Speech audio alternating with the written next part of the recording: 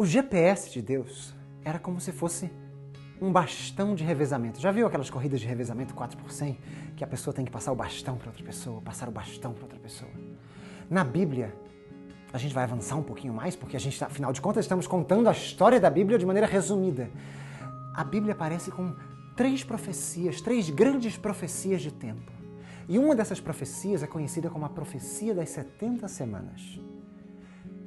Em suma, de maneira resumida, o que essa profecia das 70 semanas diz é o seguinte. É como se Deus estivesse falando para Israel. Israel, aquele a quem o santuário aponta, Messias, Jesus Cristo, aquele a quem o santuário aponta, há de vir em 70 semanas. E se vocês não estiverem dispostos, se vocês não estiverem preparados para aceitá-lo como Messias, eu vou passar esse bastão para outra pessoa, para outro povo, para outra gente. E adivinha o que aconteceu? E esse bastão foi passado conforme previa a profecia para outro povo. No apedrejamento de Estevão, o bastão foi passado para os gentios. Agora os gentios tinham essa mensagem. E os apóstolos, a gente conhece a história da igreja cristã, e os apóstolos como que pegaram essa mensagem, abraçaram essa mensagem e, como diz a Bíblia, correram a carreira que lhes foi proposta e saíram pregando esse evangelho. E a ponto de sangue, a ponto de muito sangue, mártires e mártires morreram. Mas à medida que essas pessoas morriam em favor dessa grande mensagem de um Cristo que morreu e ressuscitou, muita gente. A gente falou no começo, 3.000, 5.000 e depois multidões de pessoas se batizavam. Eram incontáveis os números de pessoas que se batizavam. Você acha que Satanás ficou contente com isso? Claro que não. Claro que não. E aí vem uma segunda profecia da Bíblia. A Bíblia fala de uma segunda profecia, a profecia dos 1260 anos. Em termos bem simples, essa profecia diz que surgiria um poder, que a Bíblia trata como chifre pequeno, surgiria um poder que tentaria deitar por terra todos os itens do santuário. E esse poder ia suceder em fazer isso. E realmente isso aconteceu. Foi exatamente no período da Idade Média, que vai de 538 a 1798. Nesse grande período, conhecido como Idade Média ou Idade Escura, Idade das Trevas, neste período, a igreja foi deitando passo a passo por terra todos os itens do santuário. O sacrifício de Cristo foi substituído por penitências. O batismo, que pedia confissão e arrependimento, já não pedia mais isso. As crianças eram batizadas por aspersão. A palavra de Deus, que era o próprio alimento da igreja, a palavra de Deus era escondida, ela era escondida nas masmorras. Poucos tinham acesso a ela. Somente o sacerdote, somente o clero podia explicá-la. As tradições da igreja, às vezes, eram mais importantes que a palavra de Deus. Orações? Você é muito insignificante, você é muito pecador para ir direto a Deus em oração. Você precisa de um intercessor aqui na terra, um intercessor homem, para fazer essa intermediação entre você, pecador, e um Deus santo. E esse intercessor ficava por trás de um tapume, ou a gente poderia dizer, de um véu. Testemunho? Como falar de testemunho de uma idade que é conhecida como Idade das Trevas? A igreja praticamente teve suas luzes apagadas durante esse período. Não fosse isso suficiente? Esse chifre pequeno, esse poder que cresceu, adentrou o véu e arrancou da lei de Deus o sábado do 4º mandamento e colocaram outro dia em seu lugar. E agora? Parece que Satanás conseguiu. Parece que ele disse que ia deitar por terra e deitou mesmo por terra todos os itens do santuário. Calma. Calma, porque a Bíblia relata mais uma, a maior de todas, a última profecia de tempo da Bíblia. A maior profecia de tempo da Bíblia. A profecia das 2.300 tardes e manhãs. Abra sua Bíblia em Daniel 8,14 e você vai ler lá. Até 2.300 tardes e manhãs e o santuário será purificado. Em outras versões diz, e o santuário será restaurado. Haverá restauração da verdade. Deus promete na sua Bíblia que a verdade que foi deitada por terra outrora não permanecerá deitada por terra. Ela será restaurada. Sabe o que Deus começa a fazer? Sabe o que Deus começa a fazer? Durante um período de aproximadamente 500 anos, Deus começa a restaurar cada uma dessas verdades do santuário. Lembra do bastão? Que foi passado do Israel literal para os gentios? E agora Deus começa a passar esse bastão adiante. Acompanhe comigo a linha do tempo. No século XIV, surge um homem conhecido como Wycliffe, ou Wycliffe. John Wycliffe entra em cena. E o que esse homem faz é traduzir a Bíblia para o idioma do povo. Sabe o que esse homem fez? Começou a restaurar a mesa com os pães da proposição. Começou a restaurar a palavra de Deus. No século XV nasce um homem conhecido como Martinho Lutero. E no século XVI ele começa uma reforma que se denomina Reforma Protestante, e que a base dessa reforma é que o sacrifício de Cristo é suficiente para pagar os nossos pecados. E não penitências, e não indulgências. E o que esse homem faz, Martinho Lutero, é restaurar o sacrifício, o altar do sacrifício, segundo item restaurado. No século XVI, João Calvino, fundador do movimento presbiteriano, aparece. E Calvino tem uma paixão especial pela oração. Calvino diz, nós podemos ir direto ao trono de Deus por nós mesmos. E é como se Calvino restaurasse definitivamente o altar de incenso. No século XVII, João Smith, fundador da Igreja Batista. João Smith diz, não se pode batizar por aspersão. É preciso estar completamente submerso, além de confessar e se arrepender de seus pecados para ser batizado. Smith restaura a pia batismal. No século XVIII, John Wesley, fundador do movimento metodista, tinha uma paixão especial por levar o evangelho ao mundo. E ele restaura o candelabro de 7 velas e o nosso testemunho por meio do Espírito Santo. Assim brilhe também a vossa luz. Qual movimento Deus levantaria no século XIX para restaurar a última peça do santuário? Se você for na história, no século XIX, Deus levantou o movimento adventista. E esse movimento adventista surgiu para restaurar a última peça do santuário, para restaurar a lei de Deus. Meu amigo, é este evangelho do reino que vai ser pregado a toda nação, tribo, língua e povo. Este evangelho, você nasceu neste tempo, para esta hora. Deus tem uma mensagem para você. Deus está passando o bastão na tua mão. Você tem uma mensagem a pregar. Você foi incumbido por Deus de contar toda a verdade, porque o Espírito Santo, o Espírito de Deus, havia de nos guiar a toda a verdade. E você tem a oportunidade, que outros tantos não tiveram, de ter toda a verdade restaurada e poder proclamá-la. E não somente proclamá-la, mas vivê-la. Para esse momento você foi chamado. Se eu tivesse que resumir as 3 mensagens angélicas, que é no que se concentra a grande missão do movimento adventista do 7º dia, se eu tivesse que resumir as 3 mensagens angélicas em 3 palavras, as 3 mensagens angélicas em 3 palavras, é a mensagem de Noé. Entrem na arca. Estão me entendendo? Entrem na arca. Entrem na arca. Na arca é onde Deus está. Deus está no Santíssimo. É para lá que Ele quer que a gente vá. Lembra do Salmo 91? Aquele que se esconde no esconderijo do Altíssimo. Se você for lá no versículo 10, você vai ler o seguinte: nenhuma praga cairá sobre sua tenda. A gente sabe que no final dos tempos pragas cairão, mas aquele que se esconde no esconderijo do Altíssimo, que é na arca, que é onde está a lei, onde as coisas são restauradas por completo, aquele que se esconde lá não sofrerá o dano de nenhuma das pragas.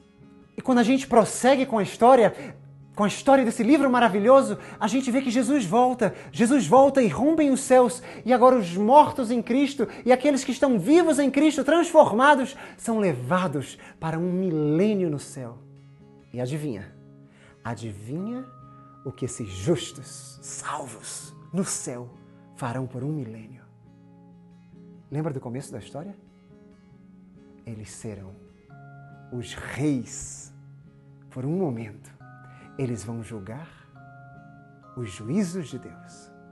E eles vão dizer assim: justos e verdadeiros são os teus caminhos, ó Rei das Nações. A gente tem que entender que Deus tem um julgamento sim acontecendo e Deus quer que a gente comprove que esse julgamento que Ele fez é um juízo verdadeiro, é um juízo justo. Irmãos, a gente não deve temer. Amigos, a gente não deve temer o julgamento de Deus, porque afinal de contas Deus tem livros nos céus, sim, mas Deus não tem livros nos céus para nos condenar.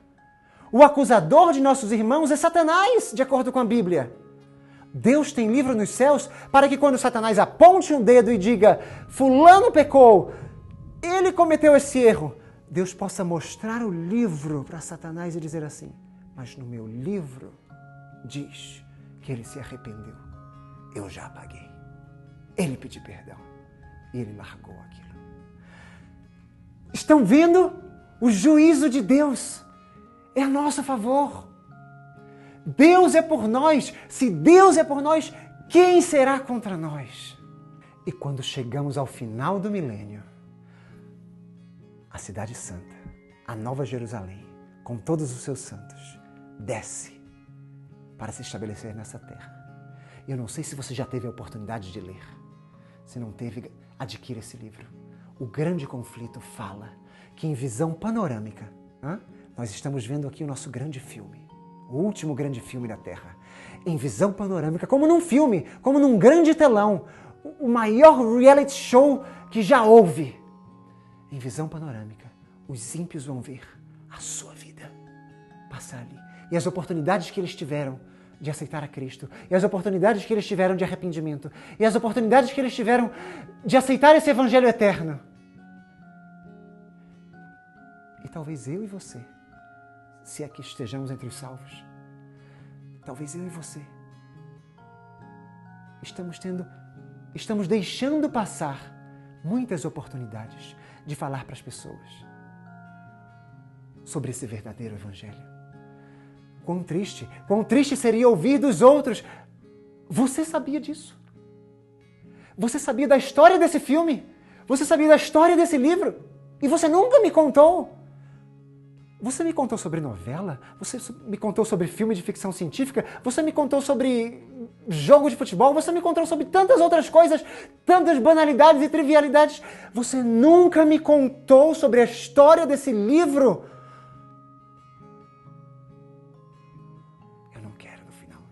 Eu não quero, no final dos tempos, ser acusado disso. Pegue o bastão, amigo, pegue o bastão. Conte a história desse livro. Viva a história desse livro. Proclame. Seja o Evangelho eterno. A Nova Jerusalém desce à terra. E esses ímpios, a gente sabe o que vai acontecer. Acontece de vez a restauração desse planeta. E a restauração desse planeta implica na destruição dos ímpios. Mas a Bíblia diz que Deus não tem prazer na morte do ímpio. Deus não tem prazer nisso. Como entender então um Deus que destrói? Irmãos, a gente sabe que Deus vai destruir aqui com fogo. Hebreus fala que Deus, nosso Deus, é um fogo consumidor. Mas talvez você não tenha atentado ainda para isso. O fogo consumidor de Deus é o amor. Abra sua Bíblia comigo em Cantares, capítulo 8, versículo 6. Põe-me como selo sobre o teu coração, como selo sobre o teu braço, porque o amor é forte como a morte e duro como a sepultura, o ciúme. As suas brasas são brasas de fogo. As brasas do amor são como brasas de fogo. O que destrói o ímpio é o amor de Deus. Lembra quando Moisés estava na sarça ardente e não entendia aquilo, como que arde e não se consome? Na presença de Deus, no amor de Deus, no fogo que é o amor de Deus, o justo vive, o justo não se consome. Vocês lembram de Sadraque, Mesaque e Abdenego na fornalha ardente? Lançados nessa fornalha. E quando Nabucodonosor viu, quantas pessoas eles viram? Melhor dizendo, quantas pessoas ele viu?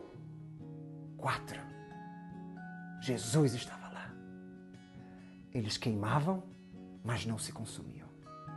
O justo, na presença do fogo que é o amor de Deus, queima, mas não se consome. Queima, mas não se consome. Escutem o que eu vou dizer aqui. São os justos que queimam eternamente. São os justos que queimam eternamente. Já ouviu falar de uma teoria aí que diz que os ímpios vão permanecer queimando por eternidades e eternidades, como se Deus fosse um Deus tirano que tem prazer em ver o sofrimento das suas criaturas por eternidade sem fim? Não! São os justos que queimam eternamente na presença de Deus, que é fogo, que esse fogo é o amor dele. O ímpio queima, assim como Sodoma e Gomorra queimou, e não existe mais. É eterno porque suas consequências são eternas. Mas o justo queima eternamente. Deus, é como se Deus, em seu último gesto de amor, abraçasse, porque Deus não tem prazer na morte do ímpio, abraçasse a sua criatura querida, mas essa criatura que morreu com o seu pecado, o amor de Deus, cujas brasas são como a morte, são como o fogo. Esse amor de Deus vai consumir as suas últimas criaturas ímpias. Deus, em seu último grande gesto de amor, abraça as suas criaturas. E elas ainda têm tempo de dizer: justos e verdadeiros são os teus caminhos, ó Rei das Nações. E finalmente Deus restaura esse planeta Terra. E ele vai ser muito mais lindo do que o Jardim do Éden original. E adivinha só, adivinha o que a Bíblia diz? A Bíblia diz que de um sábado a outro sábado, todas as criaturas virão adorar esse Deus. Todas as criaturas de todo o universo virão adorar esse Deus. Assim como eles foram libertados no Antigo Egito da escravidão que sofreram, o homem agora vai ser definitivamente libertado da presença do pecado. E de um sábado a outro sábado, eles gozarão, eles se rejubilarão, adorando ao seu Criador. Deus chamou você para um tempo como este, para uma hora como esta.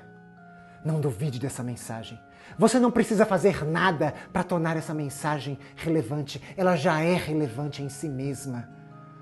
Você precisa viver essa mensagem. Você precisa proclamar essa mensagem. Deus te entrega o bastão nas tuas mãos. Corra a carreira que te foi proposta. Avante, adiante, porque há um mundo perecendo com os enganos de Satanás, mas a verdade triunfará. Não duvide do seu adventismo, não duvide dessa mensagem, não faça nada para tornar essa mensagem relevante. Ela é relevante em si mesma. Viva esta mensagem. Seja esta mensagem. Não sabe dar um estudo? Não sabe pregar? Viva esta mensagem. Seja o trabalhador que Cristo quer que você seja. Coloque-se nos braços dele. Não permita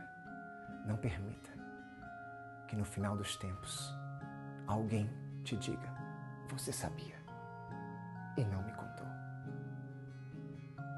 Esta mensagem é para você. É uma mensagem para este tempo.